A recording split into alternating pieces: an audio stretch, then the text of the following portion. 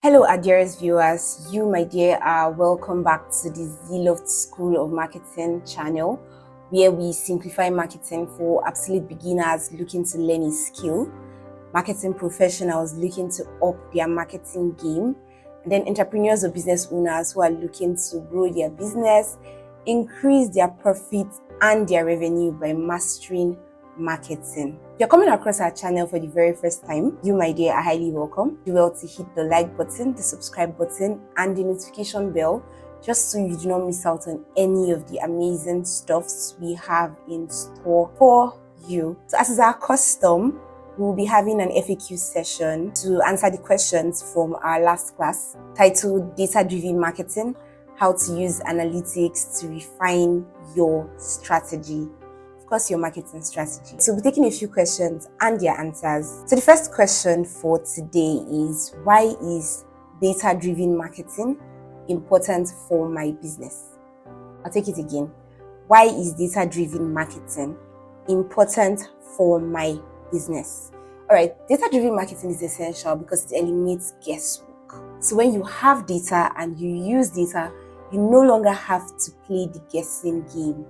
Now, it allows you to also make smarter and better informed decisions. And when you leverage on data, you can optimize your ad spend, you can tailor your content and your messaging to fit the right target audience for your products or services. And then you can finally focus on marketing channels that will deliver the best results to you. Now, instead of just relying on how you feel, what you think, what you assume, you use real-world insights to drive better outcomes and reduce wastage, of course, or wasted resources. So a lot of the time here, people go into marketing without the right knowledge of how to do effective marketing by relying on data, by utilizing data that you get from analyzing your efforts. Marketing is not a one-size-fits-all solution.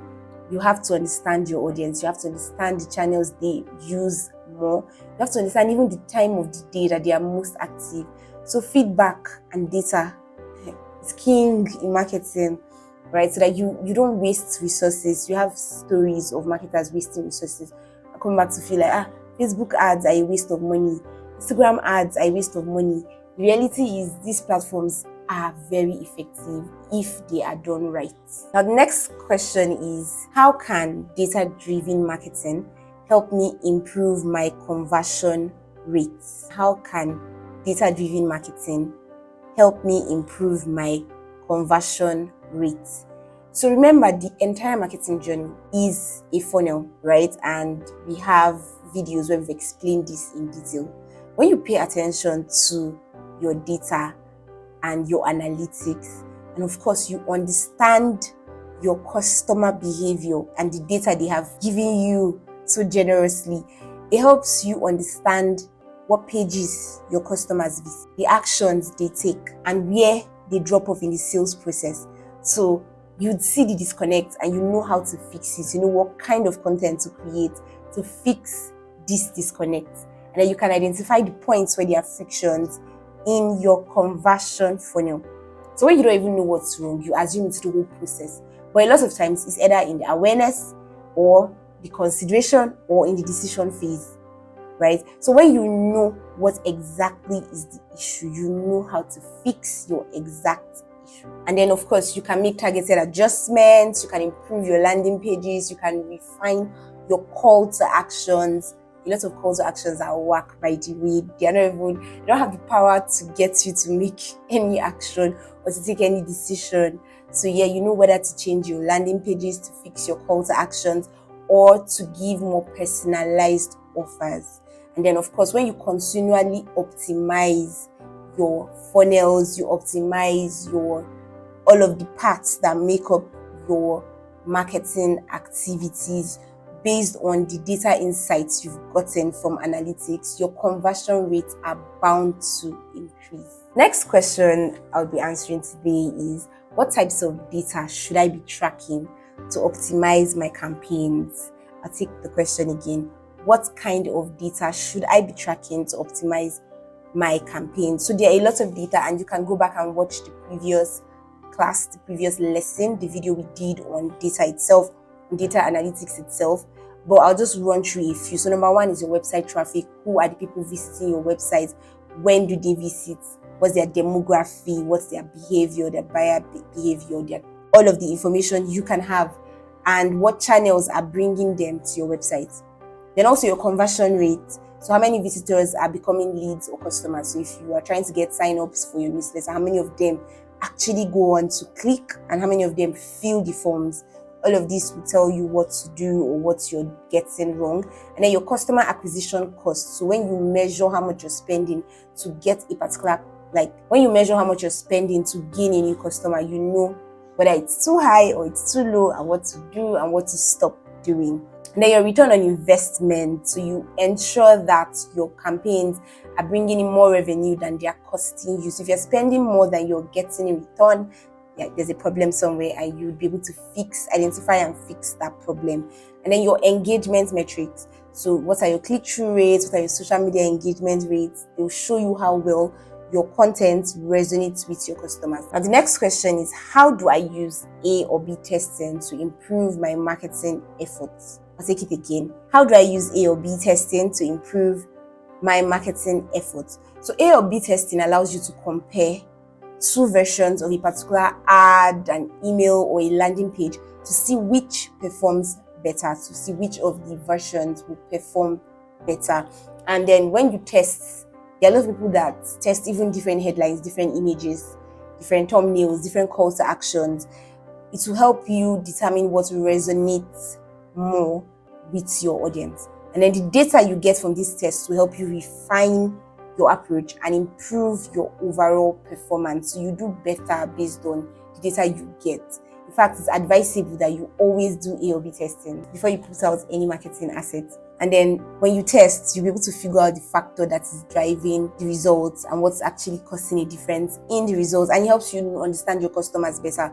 So when you know that, okay, my customers would likely prefer a pink design, for example, because they are females, or they'll prefer a black design because they are males. These data that you continually use.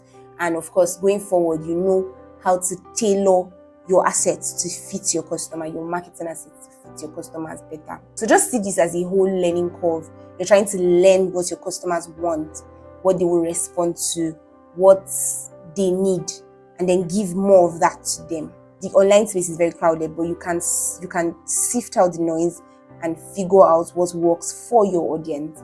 So the next question is, how do I know which marketing channels are performing the best? Take it again. How do I know which marketing channels are performing the best? So to determine the marketing channels are performing the best, because there are a lot of marketing channels out there today, you just have to pay attention to your ROI, your CAC, that's your customer acquisition costs, your ROI, that's your return on investment, and your conversion rates for each platform.